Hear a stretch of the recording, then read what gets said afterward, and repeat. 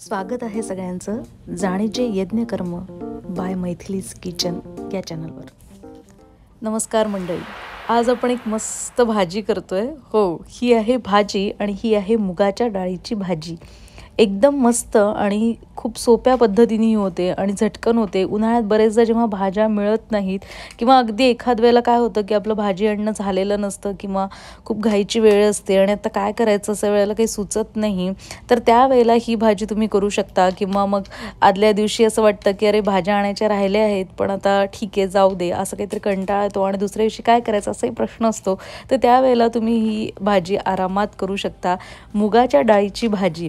तर मुगाची डाळ आपल्याला भिजत घालायची आहे। साधारण 1 ते 1.5 वाटी ही मुगाची डाळ मी घातलेली आहे भिजत। प्रोटीननी भरपूर अशी, पचायला हलकी, स्वादाला मस्त आणि झटकन कोणत्याही पद्धतीने तुम्ही हिला बनवू शकता। डोसा करा, आप्पे करा, ढोकळा करा, अशी फोडणीची डाळ करा, धिरडे करा, काहीही करा, ही डाळ एकदम कशातही मिक्स होते। भाज्यांमध्ये पण ही वेगवेगळ्या भाज्यांमध्ये टाकून पण खूप छान लागते।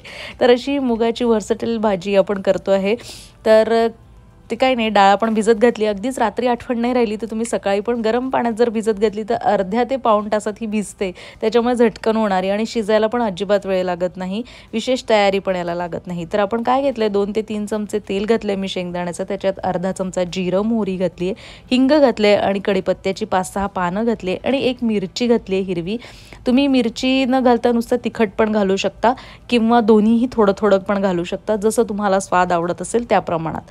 आता याच्यामध्ये यावेळेला तुम्ही कांदा पण घालू शकता, मी फक्त लसूण घातलेला आहे आणि वेगवेगळ्या भाज्या घालून पण तुम्ही मुगाची ही डाळ करू शकता फोडणीची कसंही। आणि जे डाएट करतात त्यांच्यासाठी पण ही उत्तम भाजी आहे। नुसती भाजी सुद्धा तुम्ही खाऊ शकता, हे पोळीसोबत पण खाऊ शकता, भाकरीसोबत पण खाऊ शकता, भातासोबत पण खाऊ शकता, जसं तुम्हाला आवडतं तशा पद्धतीने हे खाऊ शकता। नुसतं पण खायला खूप छान लागते ही डाळ।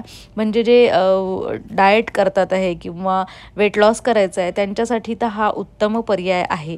तर लसूण घातलेले आहे 5-6 पाकळ्या मी। आता त्याच्यानंतर आपण मसाले घालतोय। तर याच्यामध्ये अर्धा चमचा मी हळद घातली आहे, अर्धा चमचा धणेपूड, पाव चमचा गोडा मसाला, अगदी पाव चमचाच आमचूर पावडर घातली आहे। आमचूर पावडरच्या ऐवजी तुम्ही यावेळेला लिंबू पण घालू शकता किंवा याच्यामध्ये टोमॅटो पण घालू शकता, जसं तुम्हाला लागेल। आणि मीठ तुमच्या स्वादानुसार, मी 1 चमचा घातलेला आहे, काळं मीठ आहे। आणि या भाजीला फक्त एवढं लक्षात ठेवायचं की हिंग जरा जपून घालायचं आहे आणि मीठ पण, नाही तर मिठाने एकदम तर खारट होईलच, मीठ कमी लागतं आणि हिंग पण खूप अति झालं तर एकदम याची चव बिघडून जाते, त्यामुळे हिंग पण अगदी चिमूटभर घालायचं आहे बस। आता याच्यात आपण ही भिजवलेली मुगाची डाळ घातलेली आहे पाणी उपसून आणि मग तिला छान परतून घ्यायचं आहे। आणि मग तेच ज्या पाण्यामध्ये आपण भिजवलं होतं ते पाणी घातलं तरी चालेल आणि नाहीतर आणखी थोडं घातलं तरी चालेल। आणि या डाळीला किंवा या भाजीला जशी कन्सिस्टन्सी तुम्हाला हवी आहे त्या प्रमाणात तुम्ही पाणी घाला।